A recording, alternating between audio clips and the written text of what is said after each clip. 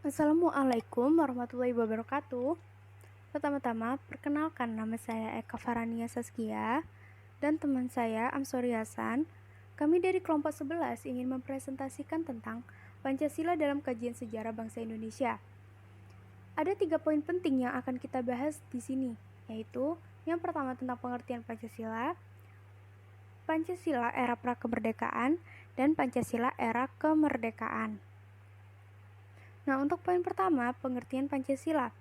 Pancasila adalah dasar negara bangsa Indonesia yang merupakan rumusan dan pedoman kehidupan berbangsa dan bernegara bagi seluruh rakyat Indonesia. Dalam bahasa Sanskerta, Pancasila memiliki dua arti secara leksikal. Panca artinya 5 dan sila artinya alas atau dasar. Nah, untuk poin kedua ini adalah era kemerdekaan. Era kemerdekaan ini tuh dibagi menjadi 7 zaman. Yang pertama zaman prasejarah, kedua kerajaan Kutai, 3 kerajaan Sriwijaya, 4 kerajaan Majapahit, 5 zaman penjajahan, ke-6 zaman kebangkitan nasional, dan ke-7 zaman sebelum proklamasi. Nah, yang pertama, zaman prasejarah. Adapun nilai-nilai Pancasila pada zaman prasejarah yaitu pertama, nilai religius. Hal ini dibuktikan dengan adanya pemujaan terhadap roh leluhur. Pada saat itu, mereka menganut ajaran animisme dan dinamisme. Mereka juga menempatkan menhir atau kuburan batu di tempat yang tinggi, karena mereka percaya bahwa tempat yang tinggi adalah tempat yang penuh akan keajaiban, karena disitulah tempat leluhur berada. Mereka juga beranggapan bahwa tempat tersebut merupakan batas antara dunia manusia dan roh. Nah, yang kedua adalah nilai kemanusiaan. Hal ini dibuktikan dengan adanya penghargaan terhadap hakikat kemanusiaan yang ditandai dengan penghargaan yang tinggi, meskipun orang itu sudah meninggal. Pada saat itu, mereka juga sudah mengenal sistem barter antar kelompok pedalaman dengan kelompok pantai. Selain itu, mereka juga menjalin hubungan dengan bangsa lain. Yang ketiga adalah nilai kesatuan. Dibuktikan dengan adanya kesamaan bahasa Indonesia sebagai rumpun bahasa Austronesia, sehingga mengakibatkan munculnya kesamaan dalam kosakata dan kebudayaan. Yang keempat adalah nilai musyawarah. Pada zaman itu, masyarakat hidup secara berkelompok dan dipimpin oleh kepala suku yang dipilih dengan cara bermusyawarah. Hampir di setiap kegiatan mereka dipimpin oleh hampir di setiap kegiatan mereka lakukan bersama-sama. Salah satu contohnya adalah bercocok tanam. Dengan hidup berkelompok, pasti mereka mempunyai aturan untuk kepentingan bercocok tanam. Nah, yang kelima adalah nilai keadilan sosial. Hal ini dibuktikan dengan adanya kegiatan bercocok tanam. Kehidupan sosial mereka yang awalnya hampir semua masyarakatnya melakukan food gathering atau memburu makanan, berkembang menjadi food producing atau menghasilkan makanan. Hal ini membuktikan bahwa pada saat itu mereka sudah memikirkan tentang kemakmuran dan kesejahteraan tiap anggota kelompoknya. Kemudian adalah zaman kerajaan Kutai. Nah, masyarakat Kutai yang membuka zaman sejarah Indonesia untuk pertama kalinya dengan menampilkan nilai-nilai politik dan ketuhanan dalam bentuk kerajaan, kenduri, serta sedekah kepada para brahmana. Ketika Raja Mula Warman mengadakan kenduri dan memberi sedekah para brahmana kemudian membangun 7 yupa sebagai tanda terima kasih. Yang ketiga adalah zaman kerajaan Sriwijaya. Nah, nilai-nilai Pancasila yang ada pada masa Sriwijaya ialah pertama, nilai sila pertama, yaitu umat beragama Buddha dan Hindu bisa berdampingan dalam sistem pemerintah kerajaan Sriwijaya juga tidak terlepas dari nilai ketuhanan. Yang kedua, sila kedua, yaitu terjalinnya hubungan antara Sriwijaya dengan India, dinasti Harsa, dalam bidang pendidikan. Pada masa ini, Sriwijaya mengirim para pemuda untuk belajar di Nalanda yang terkenal sebagai universitas kuno di India. Hal ini sangat ampuh untuk membangun hubungan antar bangsa. Selanjutnya adalah sila ketiga. Sebagai negara maritim, Sriwijaya telah menerapkan konsep negara kepulauan sesuai dengan konsep wawasan Nusantara. Selanjutnya, sila keempat adalah Sriwijaya telah memiliki kedaulatan yang sangat luas meliputi Indonesia saat ini. Kemudian, sila kelima, yaitu Sriwijaya menjadi pusat pelayanan dan perdagangan. Perdagangan dilakukan dengan mempersatukan pedagang, pengrajin, dan pegawai raja sebagai pengawas dan pengumpul, semacam koperasi sehingga rakyat mudah untuk memasarkan barang dagangannya. Sehingga kehidupan rakyatnya sangat makmur. Nah, selanjutnya adalah zaman Majapahit. Adapun nilai-nilai Pancasila pada masa Majapahit antara lain. Sila pertama, yaitu terbukti saat agama Hindu dan Buddha hidup berdampingan secara damai. Empu Purapanca menulis Negara Kertagama yang di dalamnya telah terdapat istilah Pancasila. Nilai ketuhanan sudah tercermin dalam kehidupan rakyat Majapahit. Mereka telah menerima adanya kekuatan yang melebihi manusia dan tak tertandingi. Kemudian sila kedua, hubungan Raja Hayam Wuruk dengan baik dengan kerajaan Tiongkok, Ayodhya, Champa, dan Kamboja, mengadakan persahabatan dengan negara tetangga atas dasar Mitreka Satata. Kemudian sila ketiga, yaitu ditandai dengan adanya Sumpah Pelapa oleh Pati Gajah Mada, yaitu sumpah untuk mempersatukan seluruh Nusantara. Kemudian sila keempat ialah terdapat semacam penasehat dalam tata pemerintahan Majapahit yang menunjukkan nilai-nilai musyawarah mufakat. Menurut Prasasti Brumbung, dalam tata pemerintahan terdapat semacam penasehat yang memberikan nasihat kepada raja. Kemudian yang terakhir adalah sila kelima. Ialah terwujud dengan berdirinya kerajaan selama beberapa abad yang ditopang dengan kesejahteraan dan kemakmuran rakyatnya.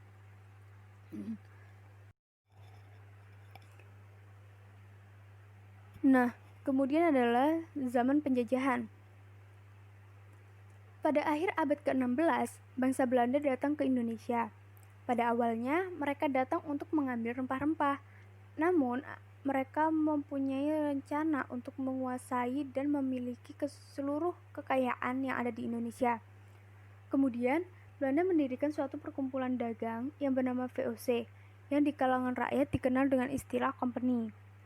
Pada abad ke-17, Belanda semakin kuat kedudukannya, karena didukung oleh kekuatan militer. Melihat praktek-praktek penjajahan Belanda tersebut, maka meledaklah perlawanan rakyat di berbagai wilayah Nusantara.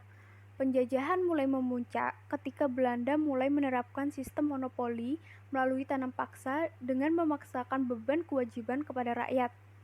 Hal ini membuat perlawanan rakyat Indonesia menjadi terpencar-pencar dan tidak memiliki koordinasi sehingga mengalami kegagalan. Selanjutnya adalah zaman kebangkitan nasional.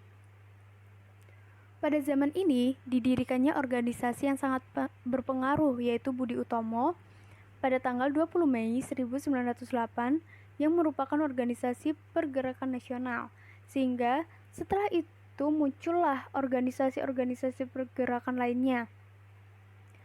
Organisasi-organisasi pergerakan nasional itu antara lain, yang pertama, Sarekat Dagang Islam, SDI, pada tahun 1909, yang kemudian mengganti namanya menjadi Sarekat Islam atau SI pada tahun 1911 di bawah naungan Cokro Aminoto. Yang kedua adalah Indis Partij pada tahun 1913 yang dipimpin oleh 3 serangkai, yaitu Douwe Dekker, Cipto Mangunkusumo, dan Ki Hajar Dewantara atau Suwardi Suryaningrat. Yang ketiga adalah Partai Nasional Indonesia (PNI) pada tahun 1927 yang dipelopori oleh Soekarno, Cipto Mangunkusumo, Sartono, dan tokoh-tokoh lainnya. Perjuangan nasional Indonesia dititikberatkan pada kesatuan nasional dengan tujuan Indonesia merdeka. Tujuan itu kemudian diikuti dengan tampilnya golongan pemuda Perjuangan rintisan kesatuan nasional kemudian diikuti dengan Sumpah Pemuda pada tanggal 28 Oktober 1928, satu bahasa, satu bangsa, dan satu tanah air, Indonesia. Lagu Indonesia Raya pada saat ini pertama kali dikumandangkan dan sekaligus sebagai pergerak kebangkitan kesadaran bangsa. Selanjutnya adalah zaman sebelum proklamasi, yaitu pada tanggal 29 Mei 1945, dibentuk suatu badan yang bertugas untuk menyelidiki usaha-usaha persiapan kemerdekaan Indonesia, yaitu BPUPKI atau yang biasa disebut dengan Dokuritsu Junbi Kosakai. Sidang BPUPKI pertama dilakukan untuk menentukan dasar negara Indonesia. Sidang berlangsung selama 4 hari. Berturut-turut yang tampil untuk berpidato menyampaikan usulannya ialah: yang pertama, Muhammad Yamin. Pemikirannya diberi judul Asas dan Dasar Negara Kebangsaan Republik Indonesia. Beliau mengusulkan dasar negara Indonesia merdeka yang intinya ialah perikebangsaan, periketuhanan, perikerakyatan, dan kesejahteraan rakyat. Yang kedua adalah Dr. Supomo. Pemikirannya berupa menjelaskan tentang masalah yang berhubungan dengan dasar negara Indonesia merdeka. Menurut beliau, negara yang akan dibentuk hendaklah negara integralistik yang berdasarkan pada persatuan, kekeluargaan, keseimbangan lahir dan batin, musyawarah, dan keadilan sosial. Adapun teori-teori yang beliau kemukakan ialah teori negara perseorangan, individualis, paham negara kelas, paham negara integralistik yang diajarkan oleh Spinoza dan Adam Müller-Hegel. Yang ketiga adalah Insinyur Soekarno. Beliau mendapatkan kesempatan untuk mengemukakan dasar negara Indonesia merdeka. Pemikiran beliau terdiri atas 5 asas, yaitu nasionalisme, internasionalisme, mufakat, kesejahteraan sosial, dan ketuhanan yang Maha Esa. Kelima asas ini beliau beri nama Pancasila sesuai dengan saran dari temannya. Oleh karena itu, tanggal 1 Juni diperingati hari lahirnya Pancasila.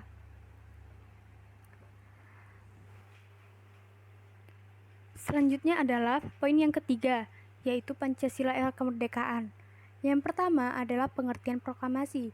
Secara ilmiah, proklamasi kemerdekaan dapat mengandung pengertian sebagai berikut. Yang pertama, ilmu hukum. Proklamasi merupakan saat tidak berlakunya tertib hukum kolonial dan saat mulai berlakunya tertib hukum nasional. Secara ideologi, proklamasi mengandung arti bahwa bangsa Indonesia terbatas nasib sendiri dalam suatu negara. Proklamasi Republik Indonesia. Kemudian, yang kedua adalah pergolakan politik. Pada era kemerdekaan, ada beberapa pergolakan politik yang muncul, antara lain pembentukan negara RIS. Sebagai hasil dari konferensi meja bundar, maka ditandatangani suatu persetujuan oleh Ratu Belanda, Juliana, dan Wakil Pemerintah Republik Indonesia di kota Den Haag pada tanggal 27 Desember 1949. Maka berlaku pula lah secara otomatis persetujuan hasil KMB lainnya dengan konstitusi RIS, antara lain: yang pertama, konstitusi RIS menentukan bentuk negara serikat atau federal, yaitu 16 negara, diantaranya adalah RI, Negara Indonesia Timur, Negara Pasundan, dan lain-lain. Yang kedua, konstitusi RIS menentukan sifat pemerintah berdasarkan asas demokrasi liberal, di mana menterinya bertanggung jawab atas seluruh kebijaksanaan pemerintah terhadap parlemen. Yang ketiga, Mukaddimah RIS telah menghapuskan sama sekali jiwa dan semangat maupun isi pembukaan UUD 1945, proklamasi kemerdekaan sebagai naskah proklamasi yang terinci.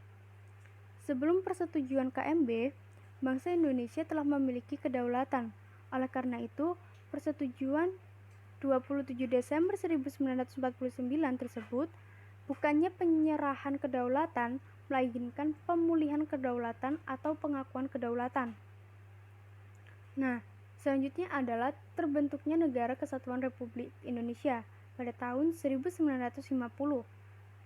Terjadilah gerakan unitaritis secara spontan dari rakyat untuk membentuk negara kesatuan, yaitu menggabungkan diri dengan negara proklamasi Republik Indonesia yang berpusat di Yogyakarta. Walaupun pada saat itu negara RI yang berpusat di Yogyakarta itu hanya berstatus sebagai negara bagian RIS saja, ketika negara bagian dalam RIS tinggallah 3 buah negara bagian, yaitu bagian RI proklamasi, Indonesia Timur, dan negara Sumatera Timur. Akhirnya, berdasarkan persetujuan RIS dengan negara RI tanggal 19 Mei 1950, maka seluruh negara bersatu dalam negara kesatuan dengan konstitusi sementara yang berlaku sejak 17 Agustus 1950. Walaupun UUD 1950 telah merupakan tonggak untuk menuju cita-cita proklamasi Pancasila dan UUD 1945, namun kenyataannya masih berorientasi kepada pemerintah yang berasas demokrasi liberal, sehingga isi maupun jiwanya merupakan penyimpangan terhadap Pancasila. Pada akhir era ini terjadi pergolakan politik yang tidak berujung. Hal inilah yang mendorong Presiden Soekarno mengeluarkan dekret presiden pada tanggal 5 Juli 1959. Itulah penjelasan yang bisa kita sampaikan tentang materi Pancasila dalam kajian sejarah bangsa Indonesia. Mohon maaf apabila ada kesalahan kata atau kurangnya informasi yang kita sampaikan. Sekian dari kami. Wassalamualaikum warahmatullahi wabarakatuh.